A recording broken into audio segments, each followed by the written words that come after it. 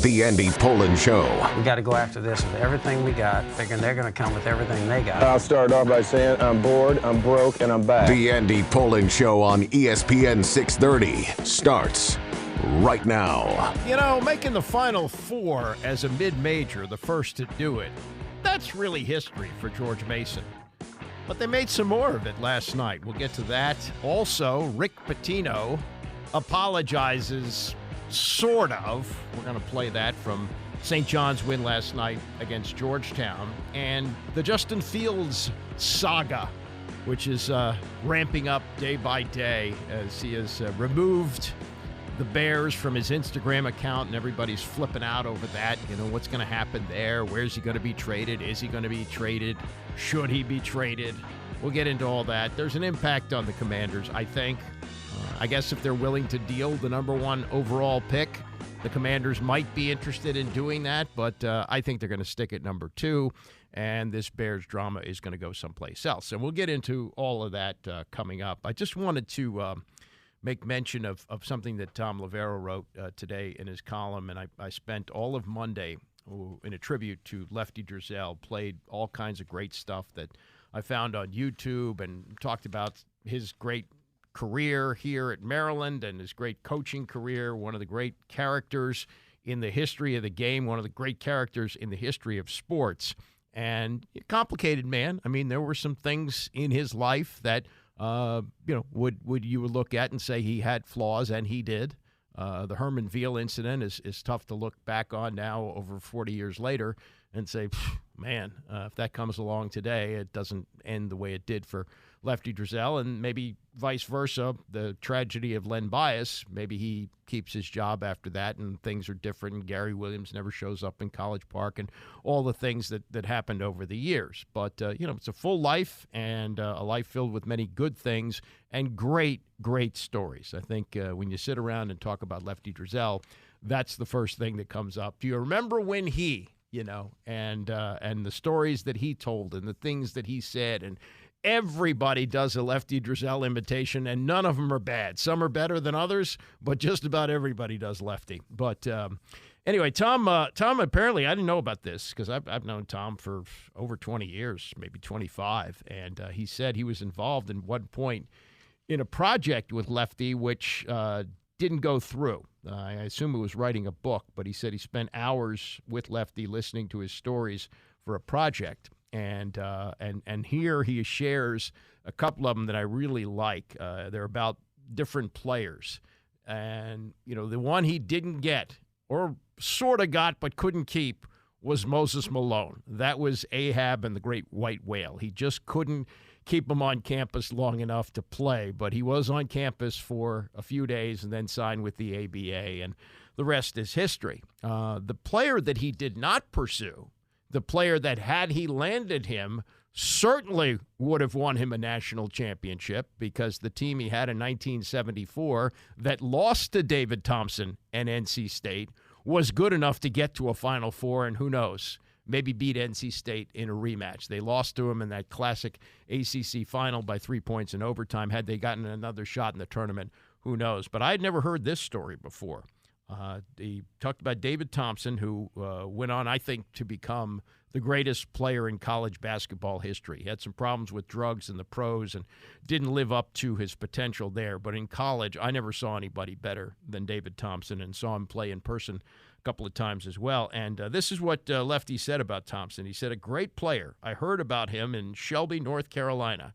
I said, George Raveling, go down and see this kid play." George Raveling was Lefty's top assistant. He was the first black assistant in the history of the Atlantic Coast Conference in any sport. And he said, go down and see him play. So Raveling comes back, and he says, I can't believe this, because Raveling is a legendary figure in basketball as well. He's in the Hall of Fame. He said he came back and he said about Thompson, quote, "He can't play. He's all right. If he was playing here in D.C. with all these African-American kids, he would be just another player. We wouldn't even know his name. So we didn't recruit him because George said he was just another player. I made a mistake," Lefty said.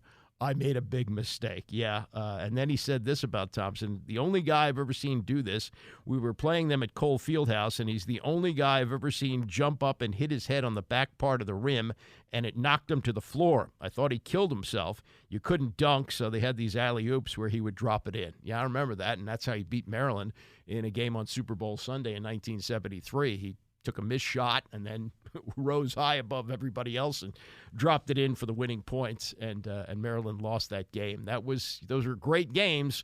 Lefty just couldn't get past David Thompson and NC State. And the other story he tells, and this is one I really like, because when Wes Unseld died, we happened to have Len Elmore scheduled for that day, not to talk about Wes because the news of Wes's death came down in the morning. So I forget what I had Len on to talk about, but since that news had just broken, I actually was the one who revealed it to Len. He was not aware of it, and I said, yeah, Wes Unseld passed away. And Len Elmore told me that he wore number 41 at Maryland because he idolized Wes. Elmore came from New York. He went to Power Memorial High School, same high school as Lou Alcindor, Kareem Abdul-Jabbar, and actually said he wanted to go to St. John's and would have gone to St. John's, but Louis Carnesecca had just left to go coach the New York Nets, and he wasn't going to play for, I don't even know who replaced him, but that's not what he wanted to do, so he went with Lefty to Maryland, and the rest was history, and they had a great team. And in Elmore's senior year, they opened up the season at UCLA. And famously lost by 1 point. Lefty wanted to make sure that a late basket wasn't counted, so they only lost by one and thought maybe he'd get another shot at UCLA at the end of the year. This was the year. Now, this is now the winter-fall 73, so it's the 73-74 season. The Capitol Center didn't open until December the 2nd. So the Bullets, the then Capitol Bullets, played their first games of the season, first home games at Cole Fieldhouse because there was no other place to play in town yet. The Capitol Center hadn't opened. And he said the way it worked out, Lefty said, we would share Cole Fieldhouse with them. We would practice from 3 to 5, and they would practice from 5 to 7. And he said about the matchup with UCLA, and again, this was in November of 73, he said, I knew Len Elmore was going to guard Bill Walton, so I got Wes Unseld to work with Elmore on guarding Walton. Wes told him, the way I stop Kareem Abdul-Jabbar is when he gets ready to hit a jump shot, I step on his foot. He can't go up. So here he is, this old sage, Wes Unseld, not old, he'd been in the league 5-6 years, but here's Wes Unseld having battled Kareem Abdul-Jabbar, the greatest center at UCLA before Bill Walton, and he says when he goes up, you step on his foot. So he's teaching Elmore how to step on Walton's foot so he couldn't go up, and in fact, Elmore did a really good job on Walton, lost the game by only 1 point. So love those kind of stories. If you haven't read Tom's column today, I urge you to read that. More basketball with the upset last night by George Mason, beating 16th-ranked Dayton 71-67. That's the first home victory over a ranked opponent in school history. Now, I assume they won some road games against ranked opponents, and most famously, when they made their run to the Final Four in 2006, they beat a bunch of ranked opponents along the way. Some of the blue bloods of college basketball, like Michigan State and North Carolina and Connecticut, in the game to get to the Final Four, the Elite Eight. And Tony Skinn was the point guard on that team. He's now the coach, and they get their first home victory over a ranked team. And I'm just looking at the record for them. It's likely they would have to win the Atlantic 10 tournament to get in, but their record is pretty good, and this is a huge win for them. They're 18-8, 7-6 in the Atlantic 10. That league may get a couple of bids. I don't know if they'll get up high enough, but that's certainly an historic one, and the kids stormed the court in Fairfax for that. Also last night, you had Georgetown playing St. John's, and there really wouldn't be a lot of intrigue for this, far from the days of, when Chris Mullen's team played the team that Patrick Ewing headed up, that went to 3 Final Fours and 3 championship games, winning a national title in '84. Those were classic matchups, and they caught the attention of the country. This didn't catch the attention of the country, except in this regard. The Rick Pitino statement that he made on Sunday after his team blew a 19-point lead and lost to Seton Hall. I'm sure you've heard it by now. If you haven't, here's part of what he said to the media after the loss on Sunday. We are so non-athletic that we can't guard anybody without fouling, and really it's not about losing. Because even in winning, when we watch the film, I see unathletic plays. I see people that don't handle a ball, that's just interested in taking quick shots. So it's been a disappointing year. If you had to do it over again, would you have attacked your first offseason differently? I had no choice. We just could take who we could get, who was available. We had no choice. I don't think we were going to win the first year anyway, because when you rush like that and you don't see the players and you just not a whole lot we can do. But it's I think I've enjoyed even the Celtics when we lost. I've enjoyed every minute being the Boston Celtic coach. Didn't like the fact that we lost in that following year, but this has been the most unenjoyable experience I've had since I've been coaching. Do you have any second thoughts of taking this job? No, not at all. It's not St. John's. It's my team. Look, I'm disappointed. I don't want to say the wrong things, but I'm really disappointed in my team. Well, you said the wrong things, and you know you said the wrong things because you're 71 years old and you've been coaching since you were in your 20s. You know what press conference statements like that do. And yes, people did get upset about what he said. And this nonsense about enjoying every minute of his stay in Boston. Was he enjoying himself when he said Larry Bird's not walking through that door? Kevin McHale's not walking through that door? No, I don't think he was enjoying himself at that moment. But that's his revisionist history on that. And given the chance to walk away from those comments, or at least, explain them on Monday. He said that on Sunday after they blew the lead against Seton Hall. Newsday went to him. He said, yeah, I'm sticking with what I said. And quote, I wasn't ripping anybody. No, you were. You said your players were unathletic. They couldn't play. And there was another part, where, he's asked about the players that he brought in. And he brought in 11 players this year. And he said, well, we just had to take who we could get. Well, that's not exactly what he said last night. Now, this is a long apology. It's about 4 minutes, but I'm going to play it because I want you to hear, and you can judge for yourself what kind of damage control he's actually doing here. But St. John's actually almost blew it again. They were up 21 in the first half. They won by 5, and Georgetown got it down to 3 in the final 40 seconds of the game before St. John's was able to put it away. But this was a contrite, as contrite as Pitino could be after last night's win. I thought everybody blew it out of proportion.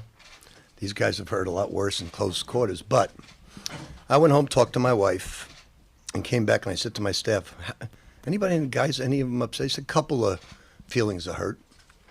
So I immediately went in the team and told them, I absolutely love you guys.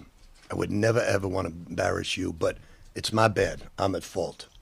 I should have never mentioned anybody by name. I didn't mean it. I was trying to talk typical clinic talk like I do. The slowest player in the league of the NBA is Jokic. He can't move laterally. Some of the greatest players I've coached can't move laterally. So I didn't think that's a big deal, but I should never, ever mention a name. I'm a veteran coach. I tell every young coach in the business, show class when you win, show class when you lose, give the other team credit. I've been really, really frustrated this year for a lot of different reasons. But understand something. I recruited this man. My staff did not recruit these guys. It was all me. His dad called me. I said, done. I want him. RJ, for UMass alumnus for 1 year, I wanted him. Thought he was going to be great. Ledlam, I wanted him. It was all me. And I'm really, really proud to have them. But I totally apologize to them for doing that. It was no intent. I was very calm, very collected, and I wasn't ripping them. That wasn't my intent. But words matter. Words matter. I watch a lot of politics, and I see what these politicians say about each other, and I cringe, absolutely cringe, and say, thank God I'm a basketball coach.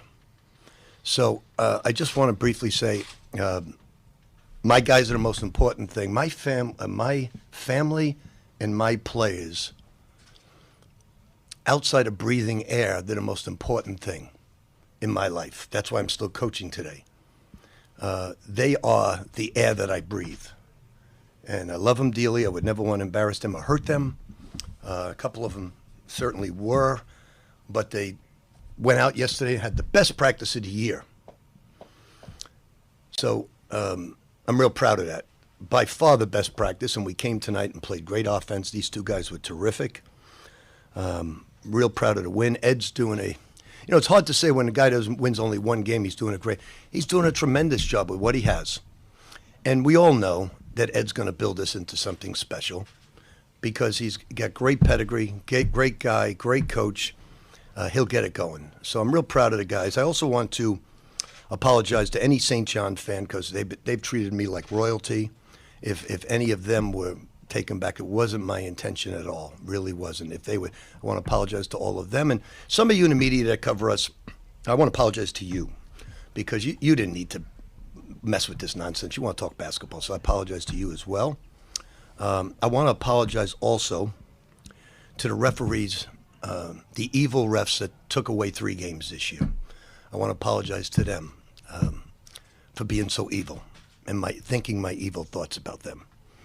I'm joking. So that's behind us. Real proud of our guys. We have a tremendous game coming on Sunday against a great team that's playing great basketball. We needed to win. We did a lot of great things tonight on offense because we didn't sit back and let the clock.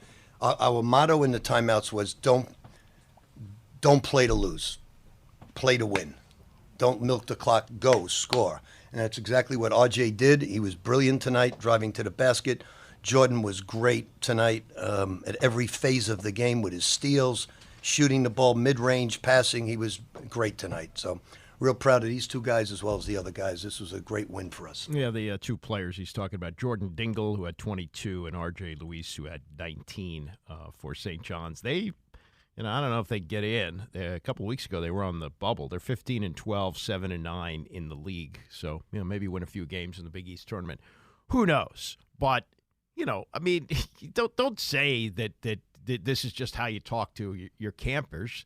That's different, and you know that. You've been doing this 100 years. You've had millions and millions of news conferences. You can't rip players publicly.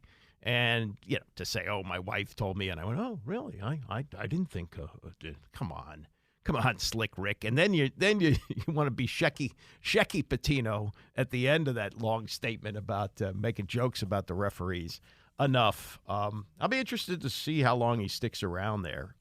The game is a lot different now. Whatever he was doing to win, he is a great coach. I don't think there's any question that he can coach basketball. But there was always a cloud around the program, and, he had a couple of his assistants who went to jail from their time at Louisville. He was escorted out of his office.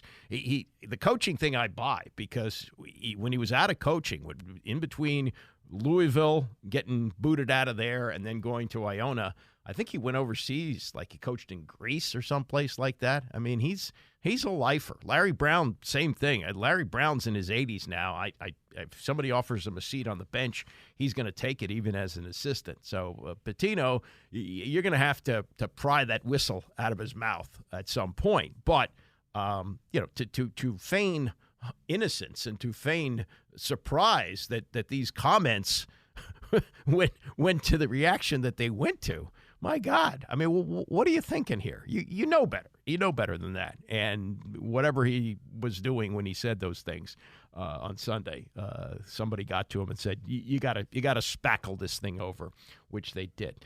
Coming up, another one of these interviews that have surfaced on YouTube, this one with Roger Clemens. Now, I got issues with Roger Clemens, but what I'm going to play in this conversation that he has with Joe Buck is his side of the steroid story. I don't buy it. I don't know if you'll buy it. He's not in the Hall of Fame. He's got the numbers to be in the Hall of Fame. Will he ever get in the Hall of Fame? That remains a lingering question. We'll get to that and more as we continue. It's the Andy Poland Show, ESPN 630. The Andy Poland Show on ESPN 630, the sports capital. There is, of course, a lingering cloud over the Baseball Hall of Fame, and it is the steroids cloud. And you have the all-time leading home run hitter for one season and for career, not in the Hall of Fame.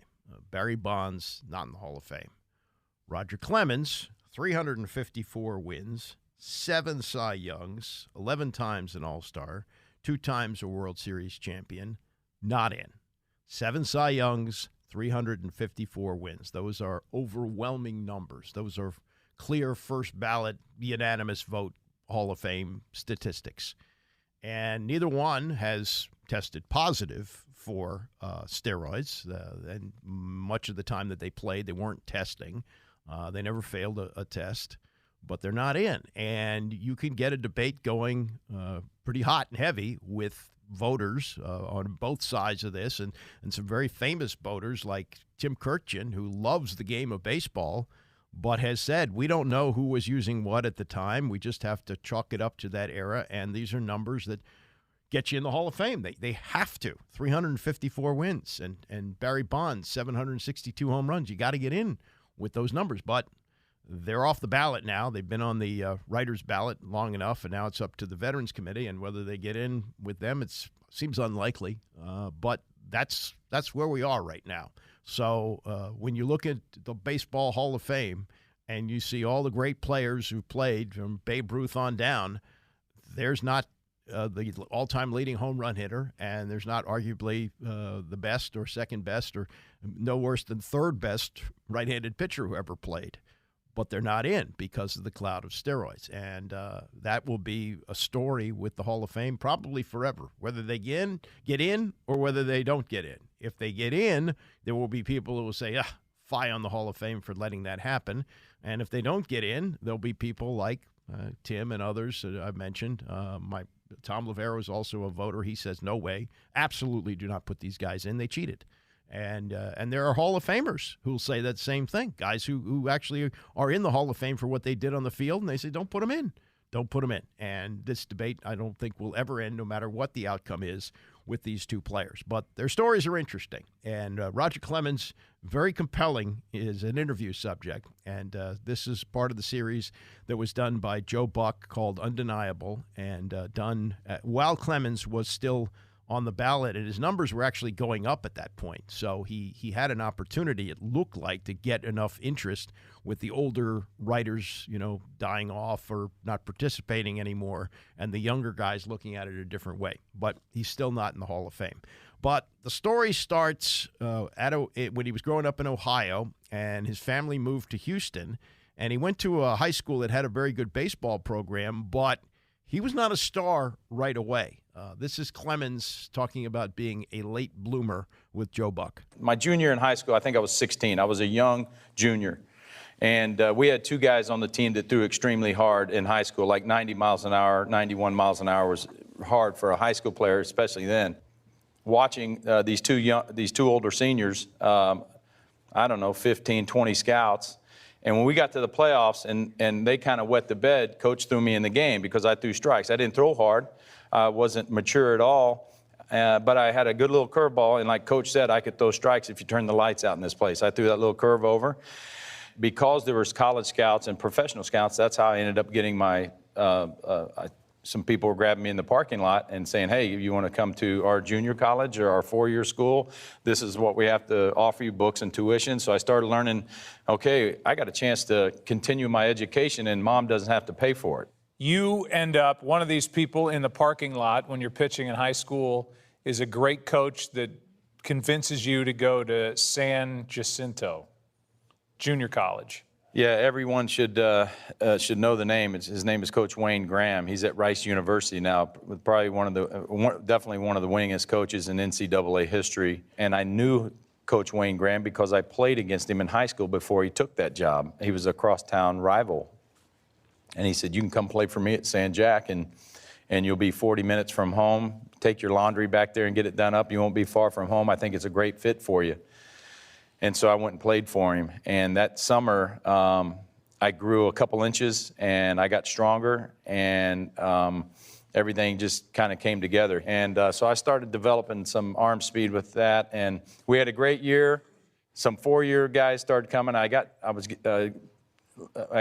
drafted. Drafted by the Mets, and you turn down the offer that you get of $30,000 as a non-first-round pick. You turn down money. Yeah. You bet on yourself. I shed a few tears on that one after the I mean, somebody's waving 30 grand in your face Don't and I know saying, it? let's sign with the Mets. I mean, it's New York. And you say no. Why? I'm stunned knowing your story that you were willing to walk away from that. Why? Yeah, I mean, it was kind of like out of a movie thing. I mean, they met me in a parking lot a couple of times on the hood of a car and had the contract and the little cash. I mean, it was like right out of the movies. And I'm like, you know, I'm 18. My mother's got to be a part of this, I think, to sign, you know. And they're like, yeah, we know. They were. And so then the offer went up, and they said, hey, the Mets are coming in town to play your Astros in the Astrodome. I want you to come down and throw. And I brought my own catcher from San Jacinto. I mean, he knows me the best. I said, hey, we're going to get to go throw in front of the some of the scouts are going to look at us. Nobody's really around, and I'm trying to get loose, but I'm going to try and get this thing up to 90. Well, yeah, how do you not come out of the gate trying to throw like your arm out of the socket? And my arm hurts just thinking about it. And in the Astrodome, in this environment, if I were to start cranking it up in here, when you hear that mitt, it sounds like you're throwing 100. Yeah. So I'm thinking, if I can whistle this thing in there and really make it look good and sound good, I'm going to get 35 grand. You know? So I start throwing, and I'm really doing well, and all my catcher starts getting nervous. He's not catching it very well. He's not catching it in the pocket to make that thing pop. You can make a pitch sound harder than it is. Big time.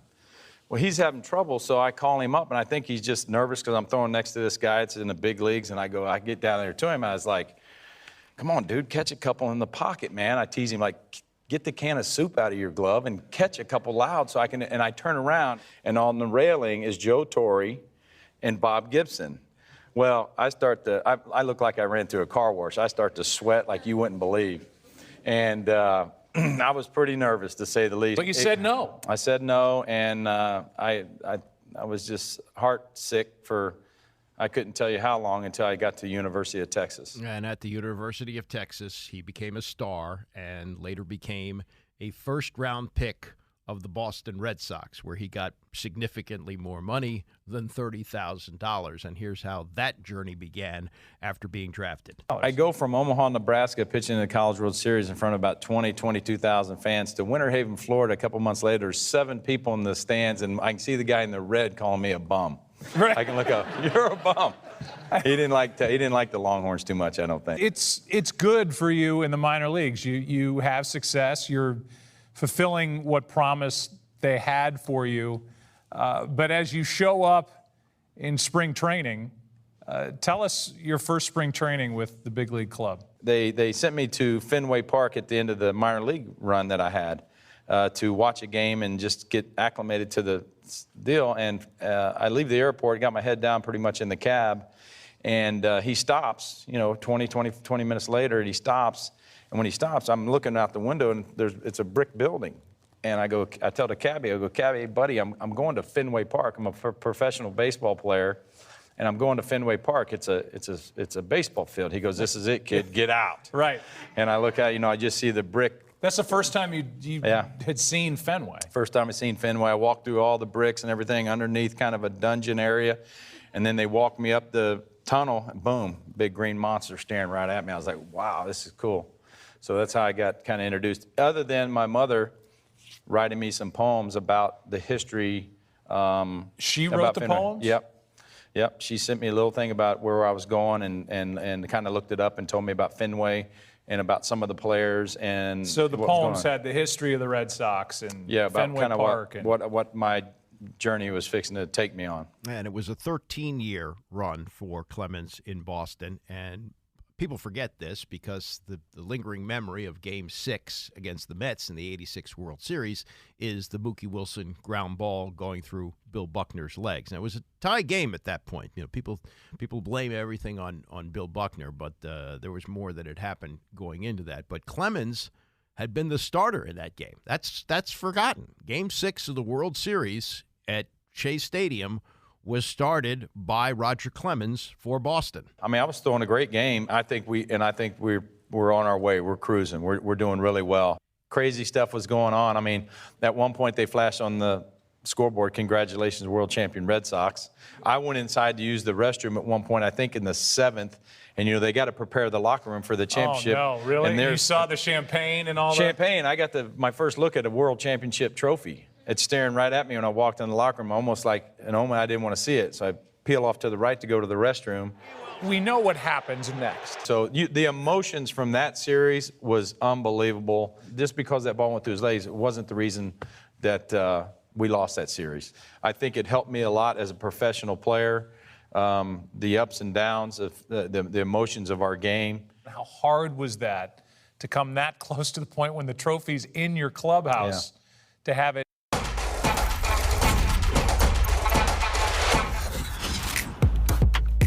But in essence, taken away from you.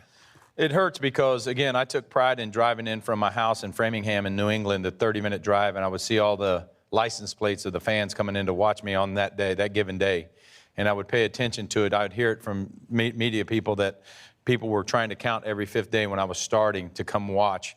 And so you feel like a performer, and you want to do well. And when you don't, it eats at you because I'll go all the way back from how I grew up. That this is my job now. I love it, and I play it because I love the game. And I just enjoyed going to center stage, if you would, pitching in front of all the fans and trying to do my very best to give them a break from grinding every day at work and trying to make a living. And come to the ballpark, get you a beer and a dog, and let's go. He was great with the Red Sox until he got to his last 4 years. Now, these are the records that Clemens had his last 4 seasons pitching in Boston. 11-14, 9-7, 10-5, 10-13. Good, not great.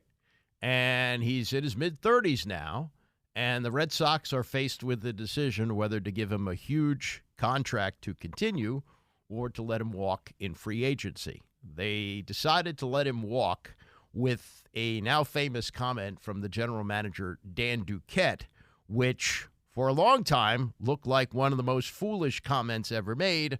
But when you look at the backstory and what happened, I think Dan Duquette knew something when he said it. Yeah, there were some rough years. My numbers were good, and then the new GM came in, and he wanted Dan Duquette. Dan wanted his kind of team, I guess.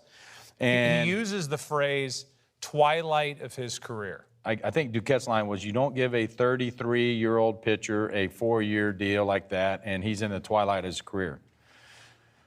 Well, thank God my twilight was pretty long, because I ended up experiencing a great deal of fun on the baseball field. So you signed with the Toronto Blue Jays, a 3-year deal in '97, and you were at your best. I mean, it's shocking how good you were with Toronto. Yeah. Why Toronto? Not really. Well, okay, not really. And you're right, because you were putting up the individual stuff, but you weren't getting wins because the team wasn't as competitive or good as it was earlier in your career. Yeah, exactly. You end up winning 2 Cy Young Awards with the Toronto Blue Jays. You go 41-13 in a 2-season span, but they're not a postseason threat, the Toronto Blue Jays. And the next thing you know, here I am, a New York Yankee. And immediately you're in the middle of this team that had just won in '98. I think in spring training, what I looked around, I took a look around, started looking at my teammates that have won already in '96. And, of course, you have Joe Torre. And I think what Skip did there, what Joe did there for us was, they talk about different managers I played for. Joe was a great manager for just the fact that we were pretty much on autopilot. He could fill out that lineup, and we had a star at just about every position, and we were deep on the pitching staff. What Joe handled was our personalities perfectly. Well, in the American League Championship Series that year, you take on the Boston Red Sox, and you get outpitched by Pedro Martinez at Fenway Park. That had to, and the crowd's chanting, "Where is Roger in the shower?" They could do, they could do that a lot. Yeah, that had to just eat you alive. Well, it was like a title fight. You know, Pedro was awesome. I hear the comments about Pedro watching me when he was younger and watching my mechanics, and that's cool. But Pedro is one of those guys that when you match up against the number one and he's on, you can afford very few mistakes. But the story has a great ending because you guys end up winning the LCS, and you end up in the World Series against the Atlanta Braves. And not only do you get to experience it again for the first time in a long while, regular season's great, but in New York, you win in October. That's the real Lights stuff. are pretty bright at that time of year, and like I said, when you have a closer like Mariano Rivera, that I said there's not too many for sure things. He's as close as you get. Game 4, Yankees are up 3-0. You get a start Let's take a look. Roger Clemens is pitching with 10 days rest and 13 years of restlessness. He got to the World Series as a 24-year-old Cy Young Award winner. It's taken this long to get back. And not just any World Series stage, the mound at Yankee Stadium in the final World Series of the 20th century. And he starts the game with a strikeout. Down goes Andrew Jones, the third strikeout put in the book tonight by Roger Clemens. Halfway through, 3-0 Yanks. Braves were loaded, so that was a good one.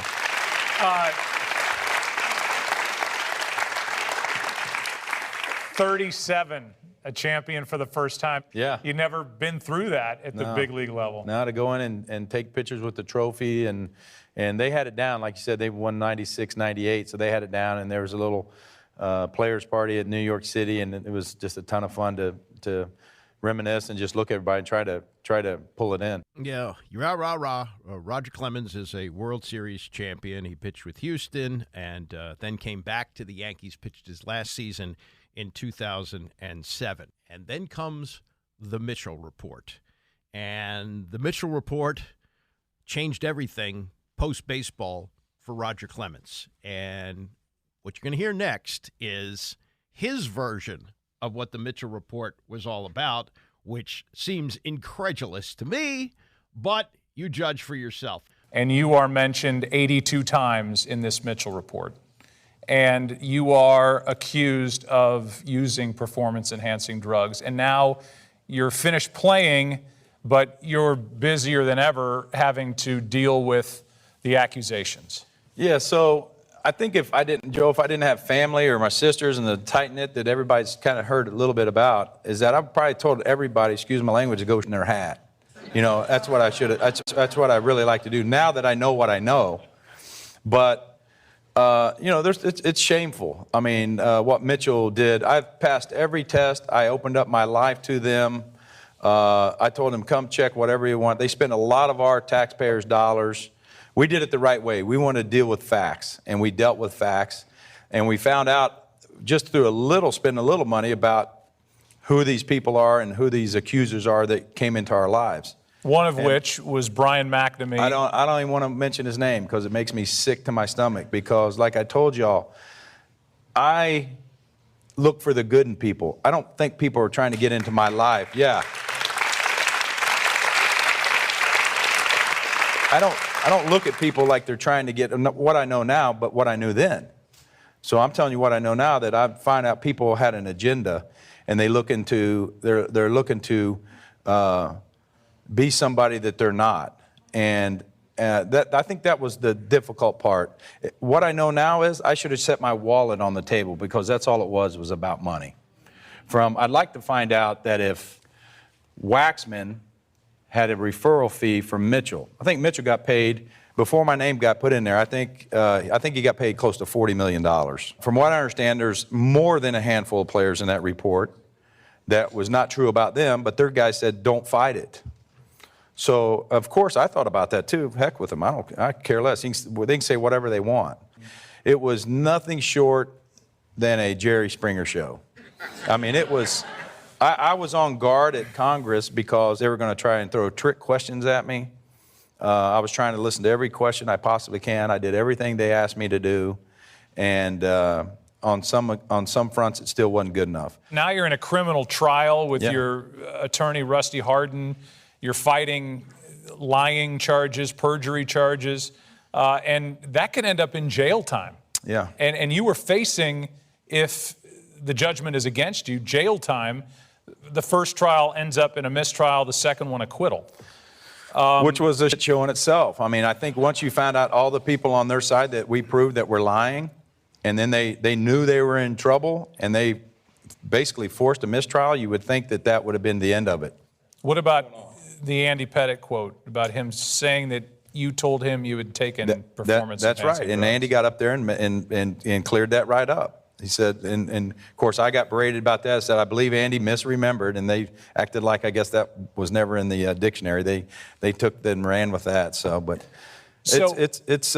we know we've closed the chapter on that. I don't worry about that. But here's the problem.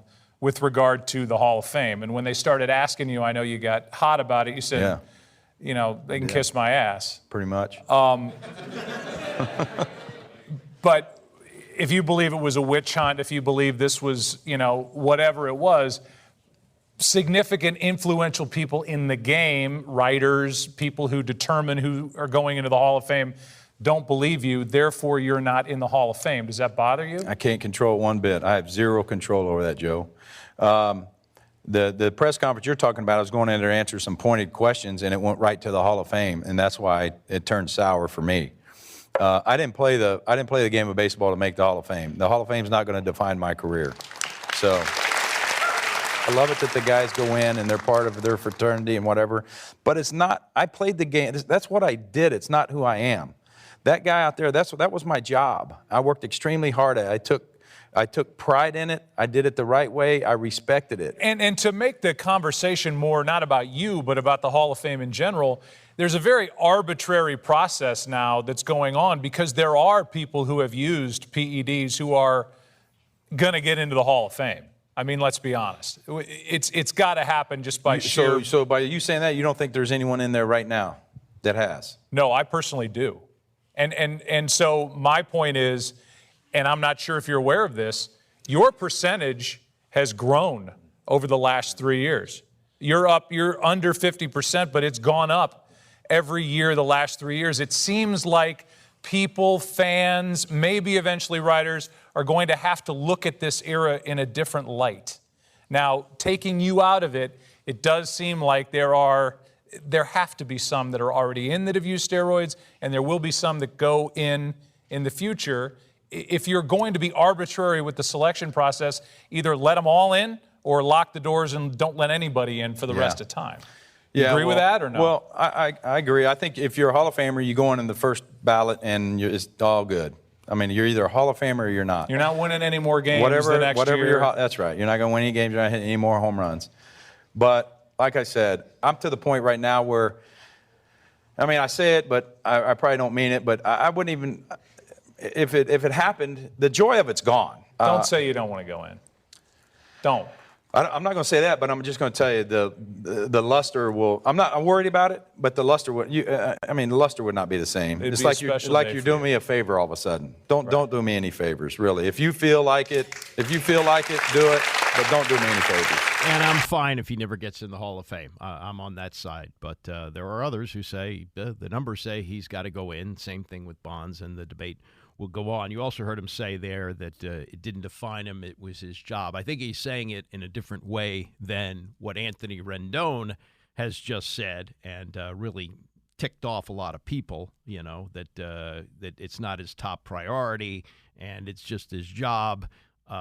This is what Barry Verluga wrote today about that. It's pretty funny. He said, in his remarks this week that followed a season in which he didn't play after July 4th because of a sometimes mysterious leg injury, Rendon said he was cleaning out old emails and found one that he had sent to himself back in 2014, one in which he openly laid out the pros and cons of staying in baseball. The old saying is, if you find a job you love, you never work a day in your life. Apparently, Rendon never found one. Zerbeluga writes. Again, 2014, that's 5 years before they won the World Series. A decade later, he was asked how might that pro and con list look. He said, it's a lot different. I'm married. I have 4 kids.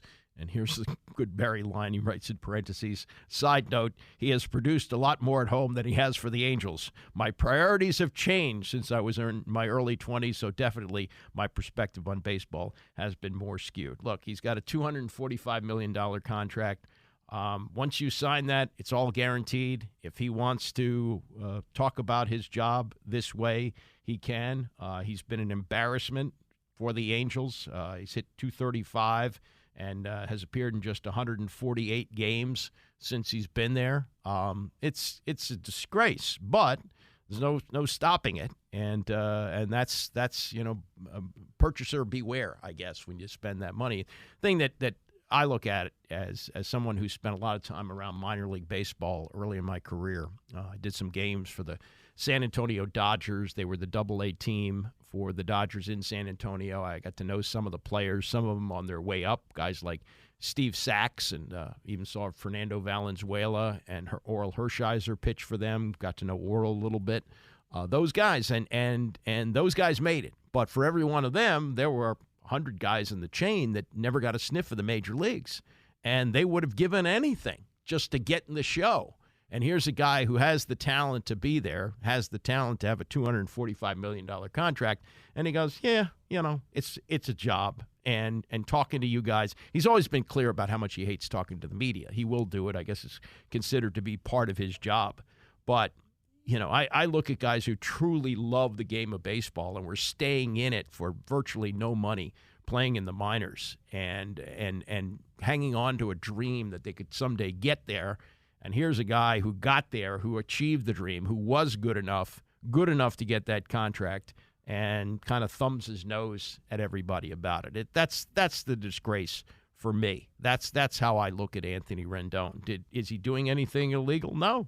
I mean, once you sign that contract, that's deal. I've had contracts myself. I don't know, maybe there's some fine print where they could have gotten rid of me if I didn't show that I cared about my job enough, but it was guaranteed money for a period of time. Not the amount of money that Rendon got, or did I even get a contract as long as Anthony Rendon got. But I've had him before, and there's a certain thing that you feel like you have to live up to it, and he apparently does not. Next hour, Justin Fields, the big drama about him. How will it impact the Commanders? We'll get to that and more as we continue. It's the Andy Pollin Show, ESPN 630. The Andy Pollin Show on ESPN 630, the sports capital. Yeah, Mike Callow sitting in for Tony today at 11 o'clock, and we'll get to the all the drama that was around Justin Fields yesterday simply because he unfollowed the Bears on Instagram. But this was something that didn't get attention and probably should. I probably should have pulled the audio for you. But my friend Scott Abraham, the sports director at ABC 7 here, was out at Ashburn yesterday, and they introduced some of the new assistant coaches. And one of them is Anthony Lynn. And Anthony Lynn is the new running backs coach and the run game coordinator. And he is someone who's, I guess, going to work under Cliff Kingsbury. When he was talking to Scott, he said that Ron Rivera had offered him the offensive coordinator's job last year. Now, what engulfed the offseason last year? The Eric Bieniemy hire. People, that was the huge news. Oh, Eric Bieniemy's coming in. What does this mean? Now he's assistant head coach. Does this mean he's going to be replacing Ron Rivera when everybody knows new ownership is going to fire him at the end of the season? Oh my God, that almost didn't happen. I guess I don't know what job. Lynn did say offensive coordinator. If you haven't seen it, you can look it up on Scott's Twitter page, or I'll play the audio tomorrow. But Lynn said that Ron Rivera offered him the job as offensive coordinator, and he elected to stay with the San Francisco 49ers. And so he comes in, he's so part of the whole Adam Peters experience now, with Peters becoming the GM. And it would seem that the position of running backs coach and run game coordinator isn't as prestigious as assistant head coach and offensive coordinator. So that's one that we have to delve into a little bit. That's not that it really matters now, because that whole regime is out. The whole Rivera experience is over, and we're moving on now to Dan Quinn. But things that spill out of the closet when you don't really expect it, and there was that yesterday. Also yesterday, we had Justin Fields, who is at the moment the quarterback of the Chicago Bears, but everybody knows that with the number one pick, something's going to happen with the Bears. Now, it seems likely that they're going to take Caleb Williams, the generational quarterback coming out of USC, and there's some who say, well, just keep Fields and draft Caleb Williams and see what happens. That's one school of thought. I don't think that's going to sit very well with Fields, and Fields, I think, made sort of a passive-aggressive move yesterday when he unfollowed the Bears on Instagram. And he discussed it yesterday when he was on the St. Brown Brothers podcast. That's the two wide receivers, one of them with the Lions. Amon St. Brown is with the Amaran, I think, or whatever it is. He's with the Lions, and the other one I forget where he plays. But they do a podcast together. All football playing brothers now do podcasts. The Kelsey brothers, the Manning brothers, they do TV. But that's the new trend. Brothers hooking up to do social media and media. So they do a podcast, and Justin Fields came on and was asked about the move to take the Bears off his Instagram account. It's something that I don't want to see in my timeline. I'm about to go on vacation. I don't want to see no football. And guess what? Just get away, get a little away from every Bears post. It's either let's see who you follow. Let's see who follows. It's either draft Caleb. So it's like, bruh, man, I'm tired of hearing the talk. I'm following the Bears and the NFL. Just because you don't follow the girl on IG don't mean you're not messing with them. Do you want to stay in Chicago or what's up? Yeah, of course. Of course I want to stay. To be honest, bro, I'll be trying to with all the talk, it's hard to, I guess kind of just be in one place, but I can't see myself playing in another place. If it was up to me, I would want to stay in Chicago. I love the city. The city's lit. The fans there, they're great. But it's a business. I ain't got no control over it. Yeah, that's true. He's in going into year 4 of his contract, so you would get him on a rookie contract for a year, and then you'd pick up the 5th-year option, which is $20+ million, 25, 20, whatever it is. It's in the mid-20s. And then, do you make a decision to sign him long-term? You're going to have to give up quite a bit to get him, at least. Probably a second-round pick might get it done. We'll see. But there's a timing issue in this, which we'll get to with Mike Florio. But this was Kevin Fishbane, who covers the Bears for The Athletic. He was on with Rich Eisen yesterday, and he discussed how Justin Fields is thought of in Chicago, what the organization and the fan base thinks about this young quarterback. The Bears love Justin Fields. They do. He's been a leader. He's had a great work ethic. His teammates love him. The city adores him. They happen to have the number 1 pick in a historically great quarterback draft for what the people a lot smarter than me who evaluate this stuff think so. So it's a weird position to be in. I do believe that if they're going to trade him, if they're going to move on, Ryan Poles is going to do so with a lot of respect, a lot of deference to Justin Fields, and make this as clean as possible. But look, if you're Justin Fields, you're probably sitting there being like, hey, I've given my all to this team for a couple of years. The record hasn't been great. The results haven't been great. And a lot of that wasn't my fault. But I don't sense any animosity between player and organization at this point. Well, I mean, they handled it last year very upfront with Justin Fields, and it does appear that they told him very early on in the process, you're good. We're good. And I'm wondering, what have they told him already about the process this year? Because clearly the quarterback class this year requires more due diligence than last year's, even though last year's wound up producing one of the greatest unicorns we've seen at quarterback in C.J. Stroud. We just didn't know that at the time last year. I'm sure he must have. But what's your reporting on what the Bears have communicated to Fields at this point in time?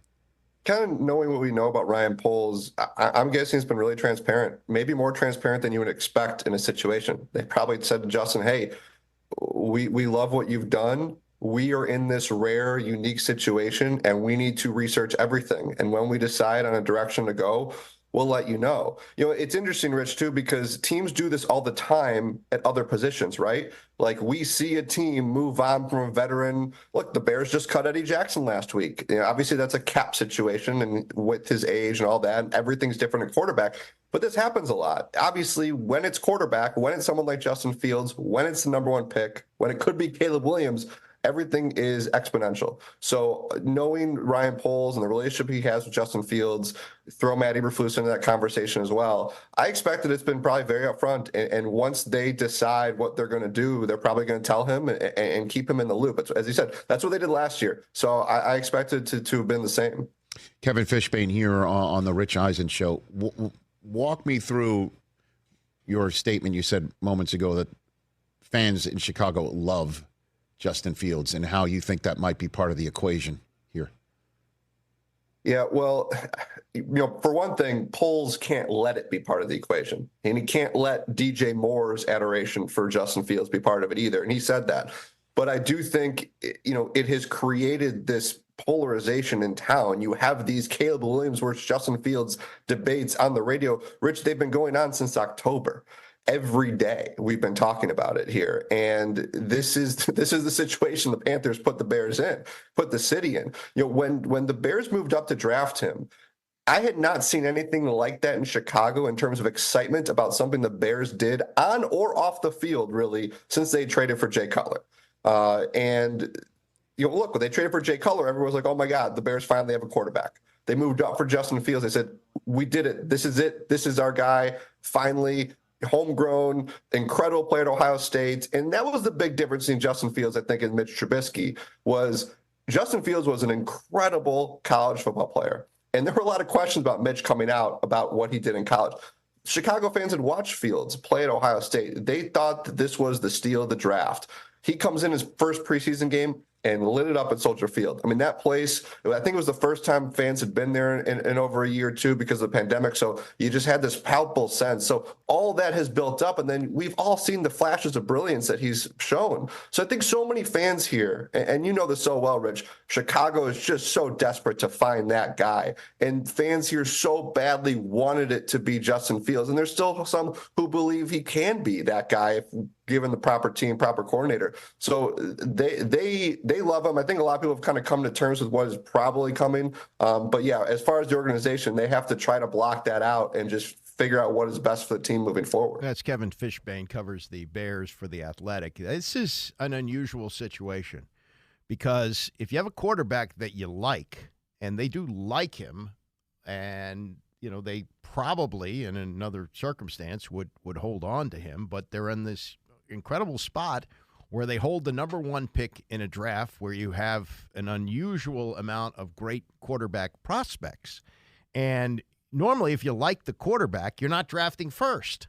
But because they made the trade with the dysfunctional Carolina Panthers, they've got the number one, and you got this quarterback that you like. So it's a situation you're not normally in, but you also don't want to pass on Caleb Williams.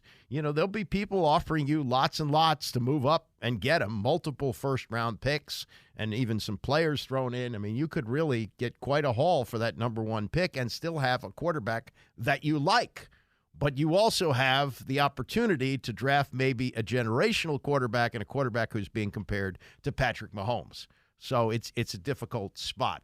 This is what Mike Florio, though, says about this, and he brings up an interesting point about the timing of what's going on with the Bears as they hold the number one pick and also have to make a decision soon about Justin Fields. When I saw Albert Breer's report from Monday that the Bears expect to have their plan in place next week at the scouting combine, my first thought was, does that mean they're trading the first overall pick? Because how can you have a final plan in place that you're going to trade Justin Fields and take Caleb Williams, if that's who they would take, until you've done all of your proper due diligence on which of the quarterbacks you would take with that first overall pick? It made me think that they're hoping to set up something like they did last year, where they trade that number one overall pick and get a lot in return, possibly a first-round pick next year that becomes the number one overall pick again, like last year's did.